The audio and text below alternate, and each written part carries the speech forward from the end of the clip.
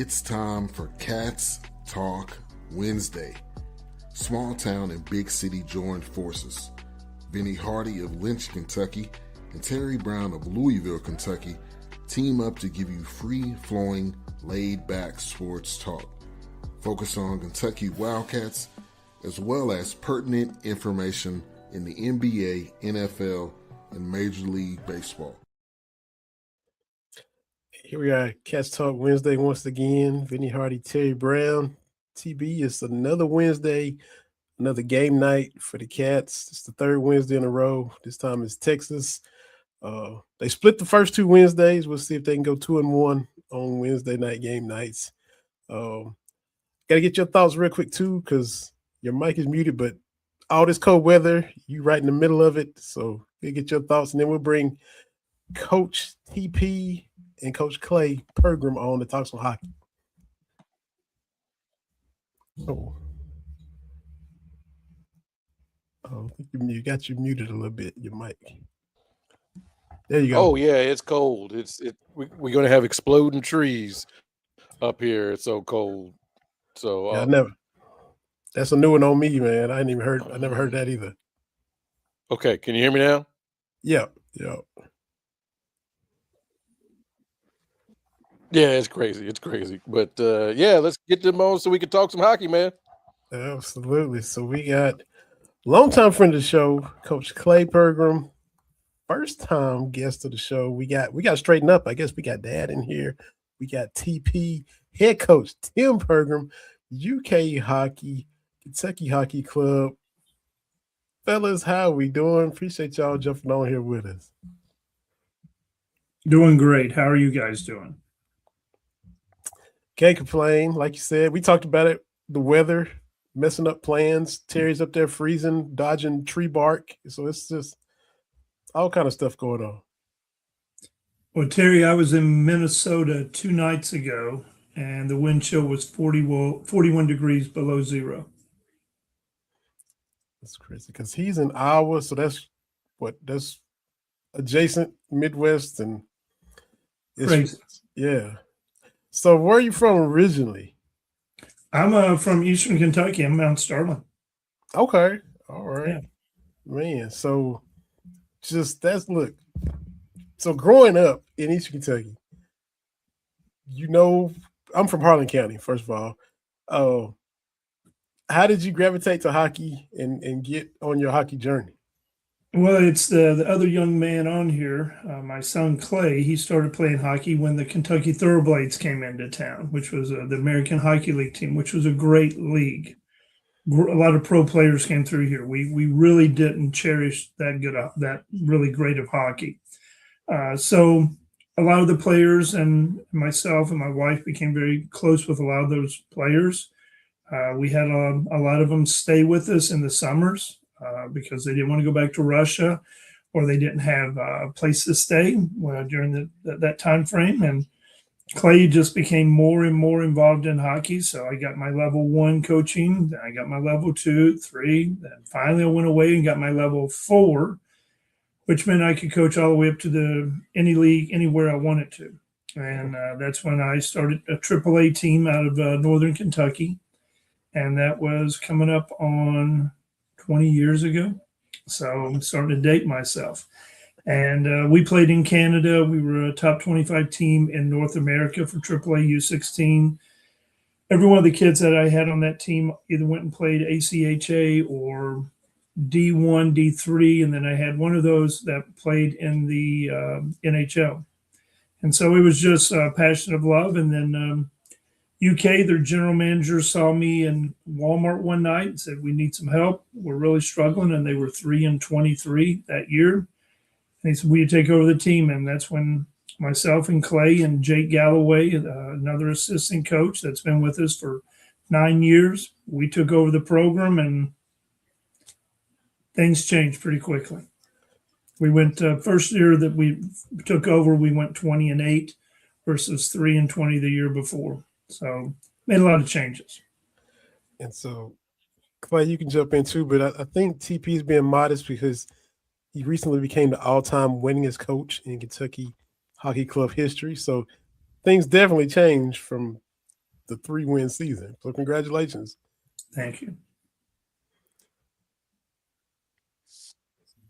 Yeah, things have certainly changed since that first year, and I think in 8 years of playing now, we've been here, I think 9 years, but we have only played 8 games of regular and 8 years of regular and postseason seasons. I think we've had nearly all 20-win seasons. So we've had a lot of great players to come in and help us navigate that path of hitting those benchmarks. But we're right at it again this year, really close at the doorstep of achieving another 20-win season.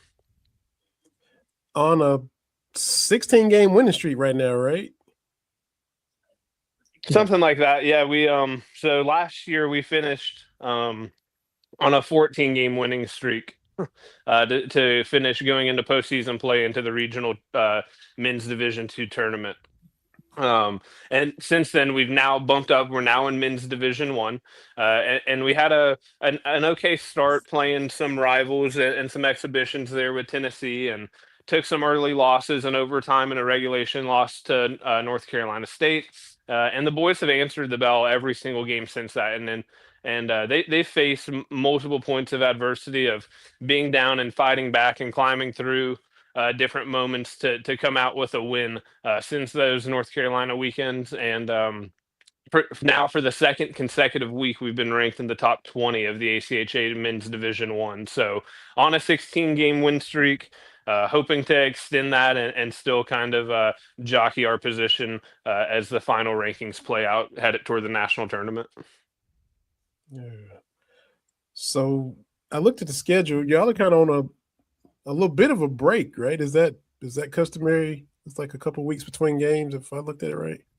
Yeah, No, it certainly is we- in December to January, but we just got back with the boys on campus, so we'll get rolling here again soon. But Okay. that kind of second week to December to early January, traditionally you do see a break in the ACHA. Right. So both of you guys, are you 16-game winning streak? You know, you got the tournament coming up. Are you right where you want to be? Or are you a little ahead of schedule? Or there's still some things like, we gotta tighten up this and that before tournament time? Where you feel you're at right now? We're always, tweaking things. We're always tweaking. To be a good coach, you have to keep tweaking. You have to keep everybody on their best behavior and pins and needles and making them want to fight for it. Adversity builds character. I'm an old guy. And so these kids, they're shocked with me I hold them to this high of an expectation. I don't expect average. Why do it if you're going to be average? Why? And a lot of them, I teach them a word they haven't heard before from their junior hockey and their AAA hockey. I teach them the word that most of them have never heard before. Guess what that word is? 2 letters? It's 2 letters. Start with an N? Yes, it does. It's an N with an O. No, you're not going to do that. No, you're not going to tell us how to do that. Our system works. That's just because that's how I was raised. That's the people I came up with. I mean, I had Dinky Scott as my high school basketball coach. Coach Scott, you didn't. No. Dinky was a big man, and he would put you in your place real quick and real fast. A lot of these kids just know they have to work for it. Nothing is given in life. You have to work for it. And so we try to build character in the young men where they're going to face adversity. How do you handle it? Do you sit there and mope and pout, or do you get back on the horse and go to work? That's what I do every day. I'm still working every day. I've retired 3 times from my job, and I keep going back to work. My wife loves it because I'm out of the house. She gets rid of me. So, we had 2 players transfer in. We had a tier 2 null player transfer in who's a very high level defenseman. And he played his first 2 games with us a couple of weeks ago at Kent State and did really well. And we just had a NCAA D3 transfer come in last week. And hopefully we'll play him this weekend. So got to see how we get that rhythm down. But we're trying to play, get a little bit of a system of a taxi club to where we've got couple of guys that are battling for that position play one night, the other one the other night, to where they've got fresh legs because we go at you. Now, have you all been to a game yet? I have not.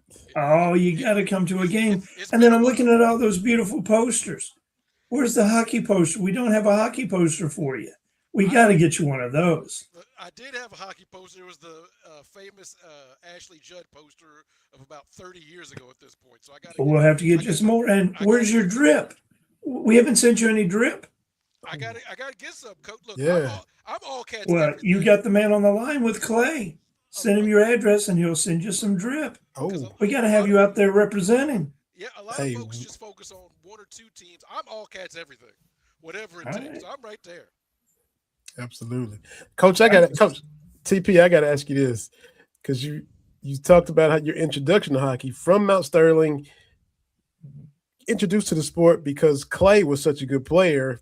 You wanted to start coaching, got you into coaching. So I want to know about your experience the first time you put the skates on and laced them up as an adult, I'm assuming. Oh, I'm not a great skater, but I can outthink you anytime on that ice. I went to my level 4 was with a gentleman by the name of Scotty Bowman, who coached the Detroit Red Wings. Wow. So I went to, I mean, it was a process. It takes a while. You usually can only go up one level each year. So it's going to be 4 to 5 years for you to get to that level. And there was 4 of us. We were out there gallivanting on the ice, not being that great because we were all a little older in our years. And he pretty much told us to get off his, I won't use the words, ice. And he's like, I'm going to teach you how to coach. And his philosophy was, and he wasn't a great skater, but he only won like 8 Stanley Cups, so he knows what he's doing. As a player, you're always watching vertical because the game's moving vertical the whole time when you're out there because you're changing on the fly. It's the only game where you have substitutions on the fly. There's not a break in action. You're just changing. As a coach, you have to look at it essentially horizontal. And I'm not seeing that straight ahead. I'm having to look at it vertically, what they're seeing. So you're always looking at lines, lanes, seams, whatever you want to term it, however they term it. What are you seeing? And so what we historically always ask a player, especially Clay, who coaches the defenseman, what are you seeing on the ice? Whether they're running a 1-2-2 at us, a 2-1-2, a 3-2 high, running a trap. Are they running a 1-4? So we're not playing checkers, we're playing chess. So we're always changing our systems during the game to see how they handle what we do. So it's all strategy in hockey where it looks like you're just running and gunning. That's all strategy. So that's where, for me, I loved it. I'm analytical. It fit perfect. Man, that's awesome. Now, Clay can skate with anybody. Clay's a hell of a skater. But he's young. I'm old. I'm an old guy. I'm smart.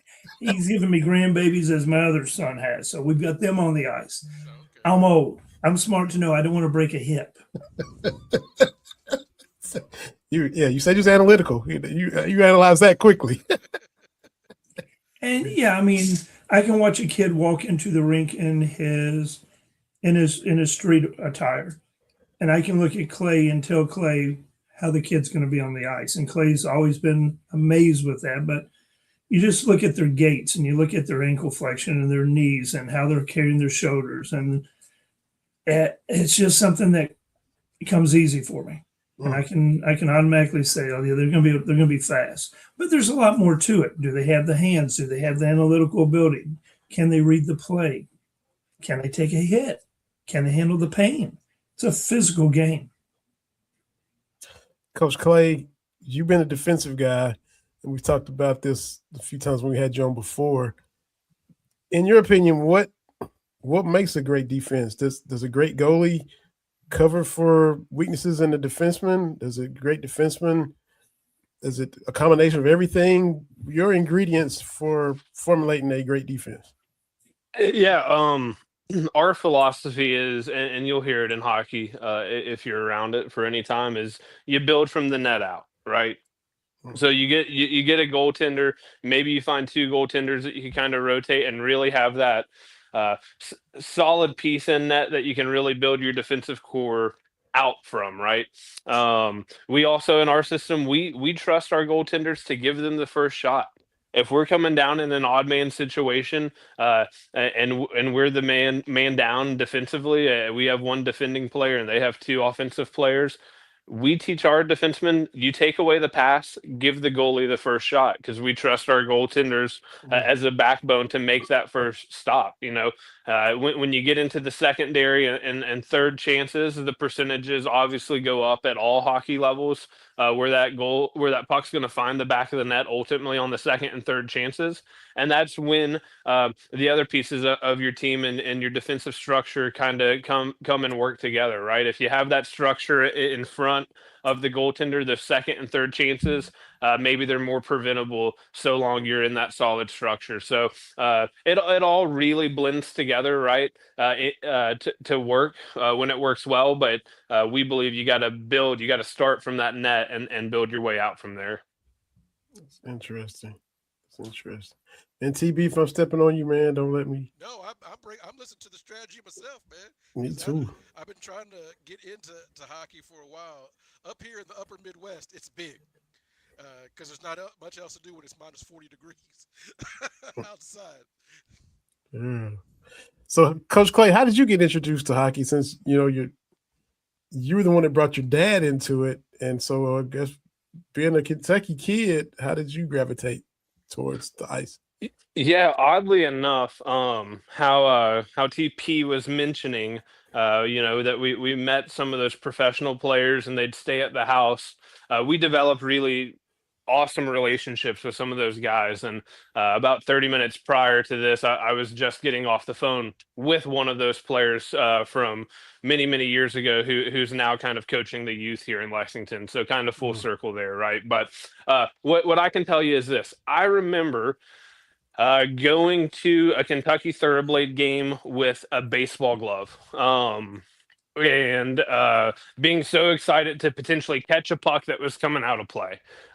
After that, I kind of remember being in Tennessee at times and then back in Lexington, just going through youth. But I think my love for hockey just started through fandom. As a fan of watching professional hockey more so than playing. As I grew into a love of playing the game, and had a lot of really cool experiences growing up and playing hockey and traveling the country. So I would say probably started as a fandom and then just developed into kind of a lifestyle, really. That's interesting for sure. And we're both casual fans, as we've mentioned to y'all. We learn something every time we have you guys on.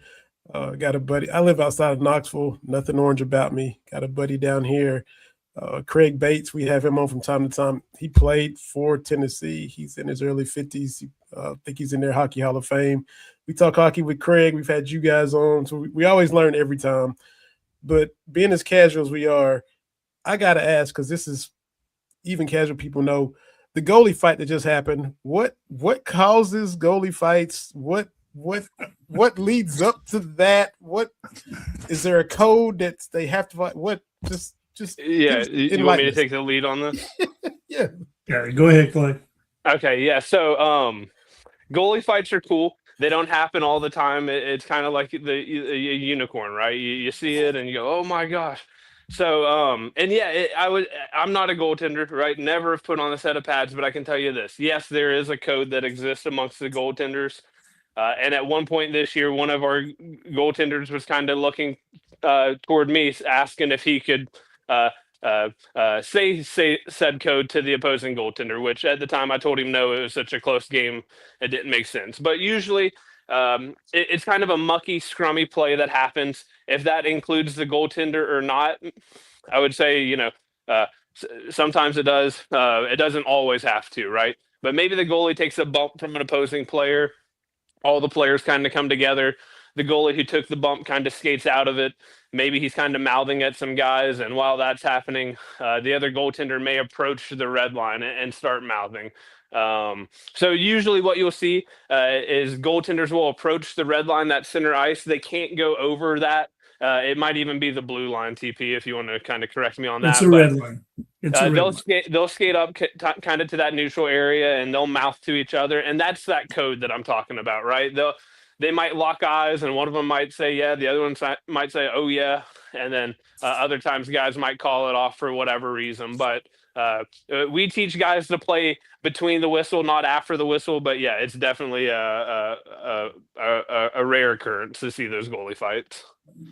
Man, that's something else. I think this was in the NHL, but it was online. I saw hit the timeline. Oh yeah, it was the Panthers versus the Sharks, and Bob was the one that skated down Bobrovsky, who used to play for the Blue Jackets, and it was because their goalie came up and cheap shot at the guy that hit one of their players, and as soon as he did that, Bob decided it's on, and so he didn't chirp.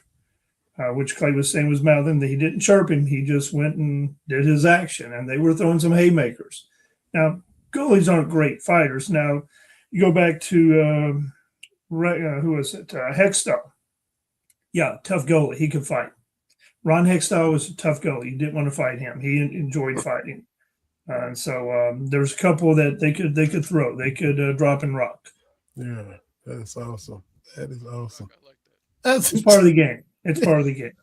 I mean, we've had our moments doing the same thing, even at our level. It's part of the game. And it's a team thing. It's a team bonding thing because you've got your brother's back. That's what it is. I've got my brother's back. Absolutely.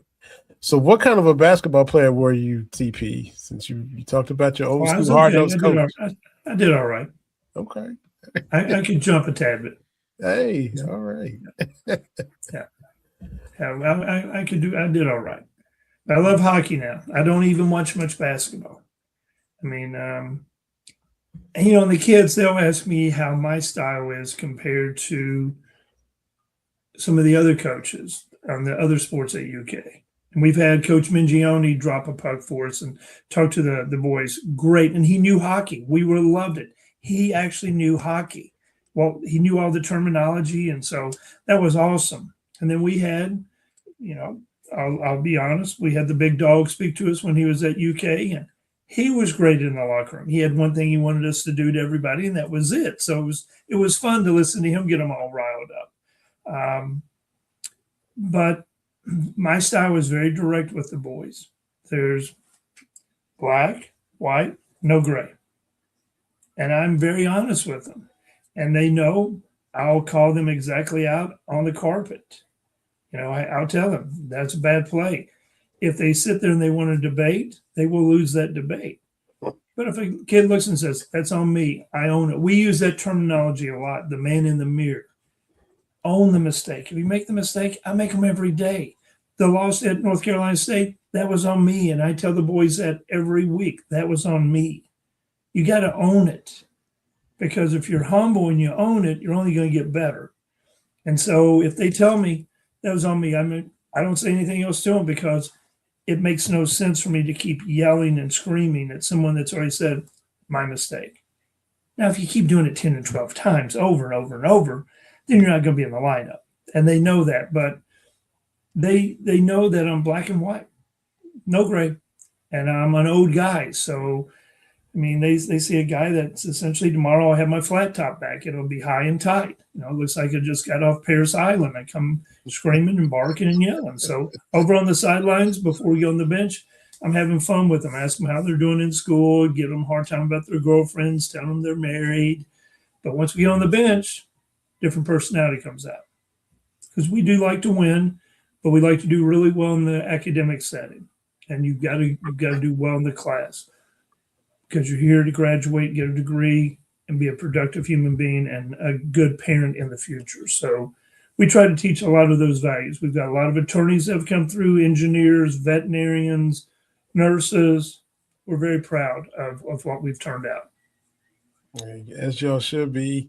We're proud and honored to have y'all on here and have to do it again when it works out for y'all schedule a lot sooner than the last time we had you on, Coach Clay, and so honored to meet and talk with you, TP, and we definitely have to have both of y'all on again when it works. And Vinny, I got a couple of questions for you, Vinny. All right. How do you like Sullivan's up there in Knoxville? Up on, what is that? Clay, where'd you go to elementary school? Rocky Top Elementary. On Rocky Top, there's a restaurant called Sullivan's. Got huge pieces of cake. Incredible. And then what's the place on the river, Calhoun's, that's got that strawberry shortcake with the good ribs? I've been to Calhoun's for sure. Yeah, I See, got to try some. we lived in Knoxville. I was there for 3 years. Clay was there for a year and a half. Okay. Yeah. Yeah. I was out in Iowa as well, Terry. I was out in Davenport there for about a year, Quad Cities area. Oh yeah, Quad Cities. Yeah. I'm out Yeah. here in Des Moines, so you know about how that wind comes down from the. Oh yes. Woo, buddy. Yeah, we're hunkered down right now. Oh, You can't remember those. Or can't forget those. Yeah. Now, Vinny, you're going to get ice. You'll be able to skate outside your house. Yeah. Yeah. I don't know if you call it skating. I'll slip and slide. I'm Call it not falling. Yeah. You're a better skater than I am, Coach, and you said you weren't good. So I mean, I admit all of my mistakes. I'm very good. I've been married for over 35 years. I'm very good at saying it was on me. It was my mistake. It was my fault. I've learned that. yes. Too many frying pans to the head. I've learned it. Those cast iron skillets hurt.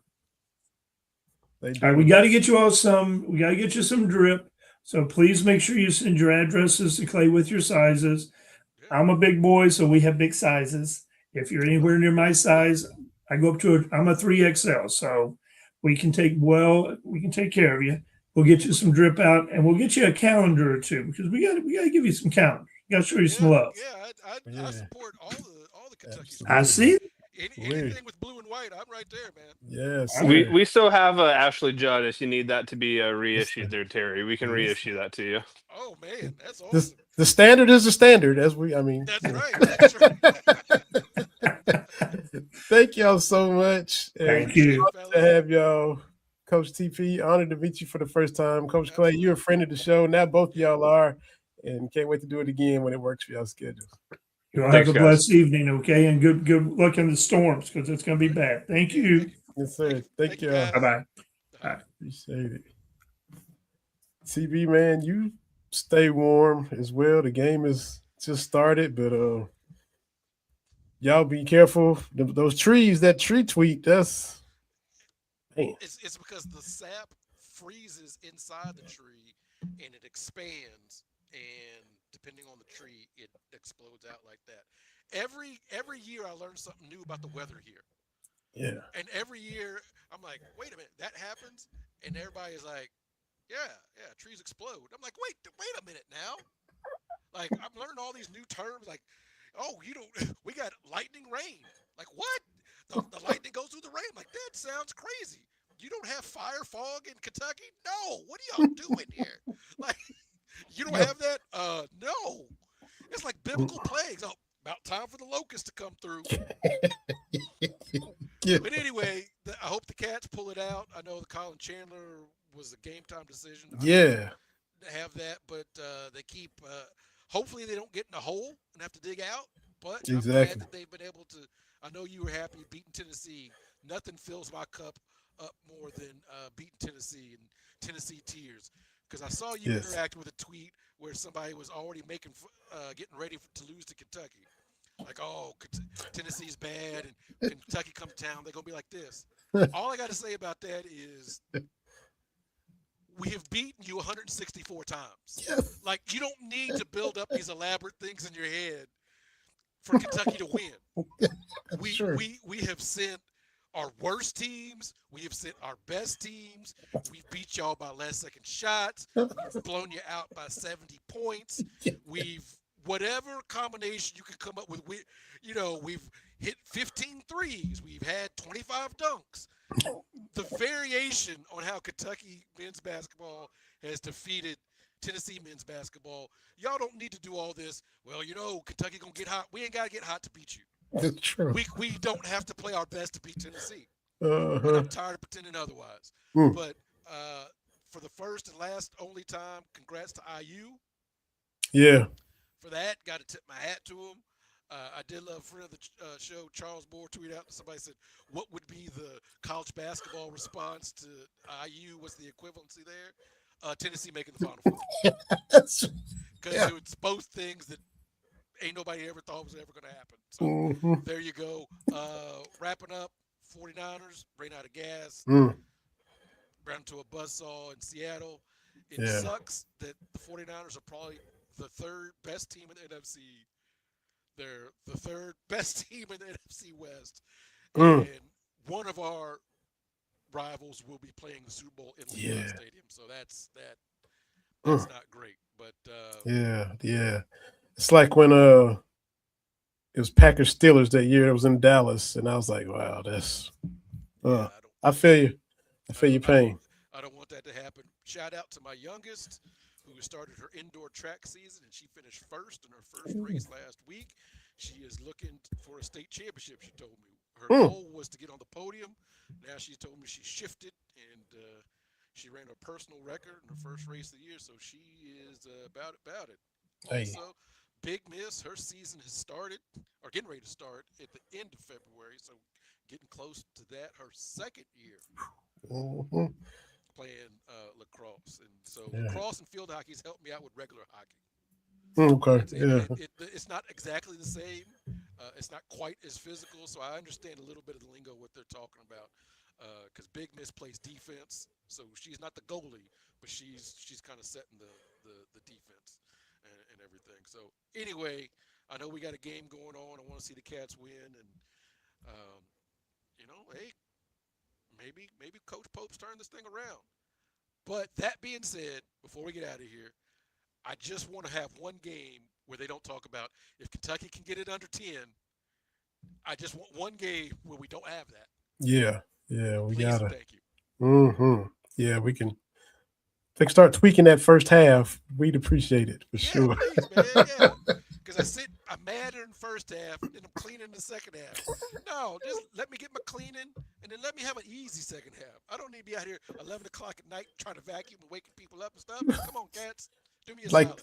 These last two games, you had to be exhausted. Because to be so mad in the first half, and then like you said, all that nervous at the end of the Tennessee game, you got to be drained. Well, because the thing is, it's like, when your team is losing and they come back, and it's like, I can take the loss, but you've come all the way this far. I think it would be worse to come close and then lose than get blown out. Like, like at LSU, I was like, okay, you've got within 4 or 5, seal the deal, right? And I felt that a couple years ago, Tennessee game, no point guards, where it's like they were kind of had that lead, and then it kind of got small. It's like you got to close these out. So hopefully they've learned some lessons. I still don't want to play on Wednesday and Thursday of the SEC tournament. Let's get back to it. Move away from that. And real quick, Jalen Carey for Tennessee, what are you doing? We saw his dad. They panned on his dad 58 times, who played for the Dolphins. But even my Tennessee fan friends, I'm in a text group with them. Neither one of us knew which team was going to show up before the game. After the game, because you had a little dust up with Oweh and Brandon Garrison and Carey for Tennessee. My friends who bleed orange said basically, and I quote, "How are you gonna be 3 for 12 on bunnies and then want to fight after the game?" The Tennessee fans said, whatever Oweh said to him, he should have just tipped his cap and said thank you, because it was true. And we know what Oweh said to him because it's out there, and so it was true. So I like Brandon Garrison. I think he's kind of turned the corner a little bit. I like me some Brandon Garrison because he's about it. He stays ready. Oh yeah. He was in the Louisville bench last year. You need somebody like that. Oklahoma, It reminds me of Steven Jackson, my favorite quote on the Netflix documentary about the Mouse Palace.